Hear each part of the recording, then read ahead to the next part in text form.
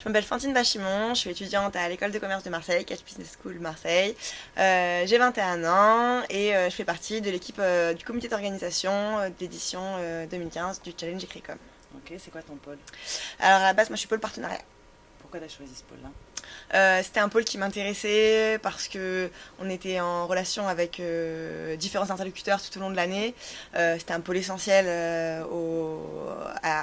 au bienfait du challenge, puisque sans le pôle partenariat, on n'aurait pas pu financer complètement le challenge. Donc on avait besoin d'avoir de plus en plus de partenariats pour aussi satisfaire nos participants, puisqu'il faut un peu les gâter en cadeaux, en nourriture, en boissons.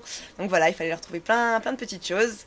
Et voilà, et puis aussi au niveau des médias, moi je suis un peu spécialisée en partenaire média pour essayer de faire parler du challenge, de redorer sa réputation.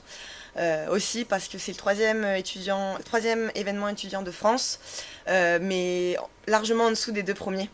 Et que voilà, un des objectifs du Challenge Écricom est de monter un peu en gamme par rapport aux deux premiers événements étudiants. Et ça passe surtout par les partenaires médias et par la réputation qu'a l'événement dans la France. Qu'est-ce que ça t'apporte dans tes études, cet engagement-là dans une asso? Alors personnellement, c'est vraiment une expérience extraordinaire parce qu'on travaille tous ensemble tout le temps depuis quasiment un an, puisqu'on a commencé à travailler sur le projet l'été dernier. Voilà, ça crée des liens très très forts entre les individus d'une même équipe, et ça, à vivre, c'est quelque chose d'exceptionnel. Après, au niveau professionnel, moi, je suis encore en hésitation entre plusieurs fonctions, notamment la fonction achat-vente et puis la question marketing-com. C'était aussi une manière pour moi de voir un peu si je préférais être plus dans la négociation, plus dans la vente de produits, ou plutôt dans la recherche de la promotion, voilà, plus le côté com du partenariat. Et finalement, c'est plus ça qui me plaît. Donc ça m'a permis, voilà, de m'orienter un peu plus, de savoir ce qui me plaisait plus ou moins pour mon avenir professionnel. Donc c'est quoi ton objectif par rapport aux 2000 étudiants qui sont là pour cette édition du challenge? C'est de leur vendre du rêve dans un premier temps, qu'ils repartent avec des étoiles plein les yeux, qu'ils aient vraiment apprécié leur 25e édition du Challenge Écricom, que tout soit super bien passé, que tout soit super bien organisé, qu'il n'y ait pas de soucis. Et voilà, on espère redorer un peu l'image de Marseille, que les autres villes arrêtent de voir Marseille comme seulement une ville où il y a de la pollution et de la délinquance. Et voilà, qu'ils se rendent compte qu'il y a du soleil, qu'il y a de la bonne humeur, qu'il y a de l'ambiance, et que c'est une belle ville qu'il faut découvrir. Si tu avais un conseil ou un message à faire passer aux 2000 étudiants qui sont là, ce serait lequel?